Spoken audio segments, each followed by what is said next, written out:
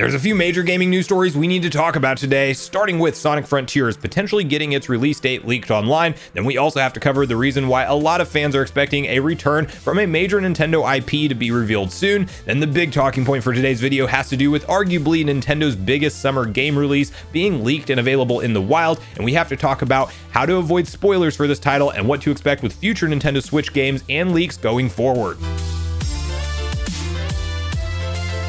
What's up, Nation? If it's your first time on the channel, make sure you join Sunbro Nation by subscribing below, hit the like button on this video if you enjoy it today, and make sure you turn on your bell notification icon so you're kept up to date with all the newest gaming news. Now, as mentioned, guys, we got a few different stories to unpack today, and we have to kick it off with a conversation around Sonic Frontiers, as there's definitely been some missteps in the marketing, I would argue, for this title so far, with that really interesting IGN first partnership that Sega chose to do to lead out with this game. I was definitely feeling pretty conflicted and still am at this point in time. However, I did have that glimmer of hope and hype come back for this title whenever we did see it featured at the Nintendo Direct with a proper fast action progressing trailer, also revealing some of these new mini zones that are very enticing. And the reason it is in the news today is because there's actually been a couple back and forth updates to when this game may be releasing here recently, due from Steam's database, as just yesterday it was spotted that this game was slated for a November 8th release according to Steam's internal database, which of course could be a placeholder, but it was previously September before then, which was obviously most likely the placeholder date, then moved to something like an official date, which may be November 8th, which is a Tuesday. However, as of 5 hours ago at the time of filming this video, that date has again been changed to December 3rd, which is a Saturday and also a very unlikely day to release a game. So is this them kind of throwing people off the trail of the actual release date by doing another placeholder date now that people were starting to talk about it online? That's possible. Something else that's interesting with this is that they chose to remove de novo, which, if you're not familiar, and I wasn't before this, I looked it up. Apparently it's some kind of online check system that sometimes fans will actually complain lead to performance issues, but it basically checks in with the game server to make sure it's a legal copy of the game, and there's some kind of performance complaints that sometimes come along with that. However, Sega is known for using this technology specifically on the PC side of things, and so them removing that also seems strange. So maybe this is just some back and forth in the Steam database, and I wouldn't say we can definitively say what the release date for Sonic Frontiers is with these moving dates within the Steam database. However, we do know from Sega that it is a holiday title, so that can definitely fit into a December. It can also fit into a mid to late November or even early November. I'm hopeful that it's not November 8th. I'm planning on picking up God of War Ragnarok on day one when it launches on November 9th, so that will definitely cause some play issues for me with that, but I'm excited to check out Sonic Frontiers as a full release package once it is done, once we start to see review scores and all the embargoes lifted around it, and see how far Sega went with this true next step in the Sonic formula that they are claiming will be the groundwork for future Sonic games for the next 10 years plus to come. So I want to hear from you guys on all things Sonic Frontiers. How you feeling about the game so far? Do you think that November 8th or December 3rd could indeed be the release date? And are you planning on picking up this game when it does launch later in holiday 2022? Now, the next story we're talking about today has to do with a very interesting leaker that is making the rounds online as of late, as their track record so far with 3 separate things have been completely accurate, and that you could argue that they are hard to predict and not things that other insiders, quote unquote, are talking about. They are also going after other accounts that have been posing as leakers this entire time, and it's a rather fascinating thing to watch unfold. We are talking about Silex Hunter over on Twitter, where the few notable things that they have gotten right so far was suggesting that Mario Kart 8 Deluxe DLC was the route that Nintendo would be going with that game, when all of the rumors and leaks online at the time were suggesting something like a new Mario Kart game or Mario Kart Crossroads. Like, we didn't know what to expect. This person had said it well in advance that nobody's talking about the DLC for Mario Kart 8 Deluxe. Then we also had them going out and saying that the Direct from Nintendo in June would be a Direct Mini, even calling out many of the titles that would be featured in the event that would ultimately be there, and most recently accurately predicting both the release date for Bayonetta 3 as well as when the trailer would drop to reveal that. And so far we have 0 inaccurate predictions where they reference something that's coming and then it doesn't happen. So yes, you have to take everything with a pinch of salt with these leakers at the end of the day. However, I will argue that in terms of track record, this is definitely one that is starting to pop up on my radar, that yeah, we need to pay attention to this kind of stuff. And recently there was an interview with Silex Hunter and Switch Force where apparently it was agreed upon to make some kind of cryptic tweet tweet referencing a project that Nintendo would be working on soon, and it was in binary code, and they left it up to the fan community to essentially decode the tweet. And you can see the following response to the ongoing Twitter thread posted up from Bozo the Chozo, which is pretty hilarious because literally somebody made a Twitter account just to reply to Silex Hunter, kind of remaining in character, but he put the following post suggesting that the binary code references the alphabet and put YGBP, you got boost power. It's obviously F-Zero. Silex Hunter then replies, did you make an account just to tweet this? I felt the need to reply, so yes. He then goes on, well, you were right, you win. Nothing but well done. Bozo the Chozo then replies, that's great news. I've been waiting for an F-Zero game since GX. At the same time, I never thought it would happen again. Silex then replies, and this is important, maybe manage your expectations a little bit, but yes, you were right. So the speculation with this particular story is the manage your expectations bit, because clearly this person is pumped like, oh my gosh, we're going to get a brand new F-Zero game. And it sounds like Silex is clearly saying whatever he is referencing and knows about is not something like a brand new iteration in the series, not confirming that it can't be that. It could be something like a smaller eShop title, like of course we've seen happen with Kirby most recently, or it could be one of these Nintendo Switch online partnerships where it's like an F-Zero 99 type of interesting gameplay idea. I mean, they could go in a lot of different directions.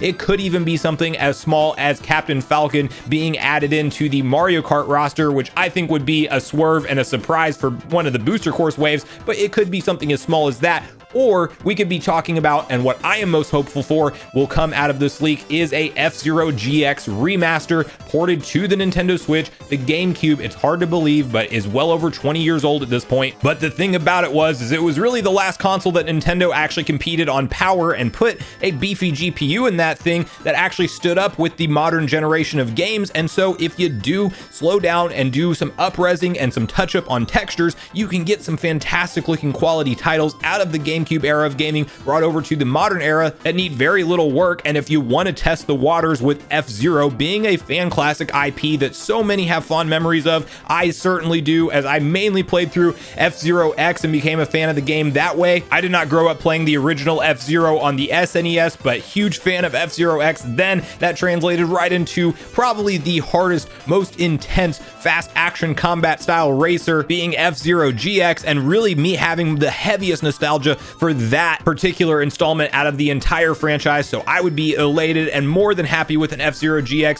remaster brought over and test the waters, where if it sells well and there is a good fan response behind it, we could one day in the very near future be talking about a from the ground up new F-Zero project on the Nintendo Switch, most likely the Switch 2 or Switch Pro or whatever the next iteration of the Switch family of systems is. But I do think that this is an exciting prospect. Of course, you do have to have that conversation that this could be a much smaller project, though it is not guaranteed that this is F-Zero GX remaster coming to the Switch. But I am hopeful that whenever we see this announced, that it is indeed at least some kind of sizable project with Nintendo reviving a classic IP that I think fans are ready for in the modern day gaming era. I want to hear from you guys on all your thoughts and feelings around this. Do you think we are talking about potentially a big GameCube port like F-Zero GX making it to the Switch, or do you think this is a smaller project and maybe some kind of Captain Falcon character integration in a different game, or some kind of smaller eShop style title? Like, what are you personally expecting around this, and how do you feel about the entire Silex Hunter situation going on? Do you think that at this point, with a few correct leaks and no inaccurate ones, that it's worth paying attention to, or are you still very much on the fence of buying into any of it? So regardless of your thoughts and feelings on this story, I want to hear from you guys on all things F-Zero,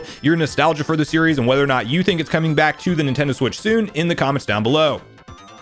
Now, the last story we're talking about today has to do with arguably Nintendo's biggest summer game release being fully leaked and available out in the wild right now. We are talking about Xenoblade Chronicles 3, as that game is out on July 29th, just 9 days away at the time of filming this video, and unfortunately, it has surfaced in hands and online. You can buy this thing on eBay from rogue sellers, most likely retail employees that get the game in their warehouses and decide to lift a box or two of the games and try to make their own profit. Clearly that's something illegal and that they could get caught and probably cost them their jobs, if not additional repercussions that can come along from doing that. But it's clearly this is a ongoing situation that sadly affects just about any retail game release. It seems extremely prevalent with Nintendo Switch titles, where literally 1 to 2 weeks in advance at the most, there are leaked full versions of the games. People even start to dump them online, and you have all these people sharing the important story spoilers that you've been trying to maybe avoid, and you may just be scrolling online one day and see the ending cutscene for something like Xenoblade Chronicles 3. That is a big problem. It is something you should definitely be well aware of,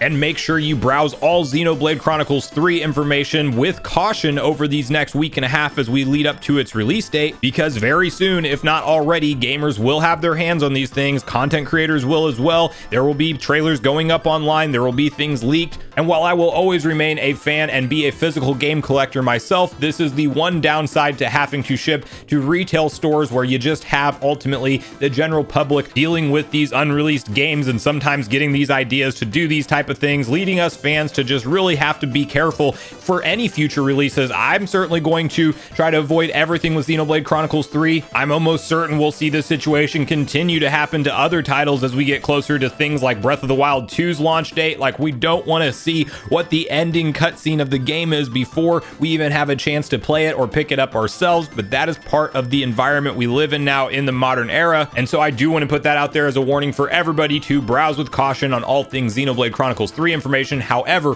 one trailer you may want to go check out is one that Nintendo just launched today over on their official Nintendo channel, where it is an 8-minute overview trailer explaining numerous aspects of the gameplay. And really, if you're just curious of if you want to take a stab at a JRPG, if you haven't done it before, or if you just really want to have a full breakdown explanation of what the world of Xenoblade is and what to expect from the game, this is the trailer you want to go watch to be informed. I will have it linked in the description down below. Definitely check it out. You also see snippets of it on screen, but that is the kind of stuff that you'll want to look at in terms of information around this game. And if you don't want any major spoilers, which clearly Nintendo will show you little bits and pieces of the story to get you excited, but if you don't want the actual substance of what the game is going to have to offer when it does launch, you will want to kind of go into defense mode around your news sources with it between now and July 29th. So I want to hear from you guys at this point in the video, all the different stories we talked about today. How are you feeling about Sonic Frontiers at this point in time? And do you think we do indeed know the release date being November 8th or December 3rd? And are you planning on picking it up at launch? If we do indeed see some kind of F-Zero project brought back, what would you like it to be personally? Are you hopeful it's a brand new standalone Nintendo Switch game? Do you think we have a shot at F-Zero GX being remastered and ported over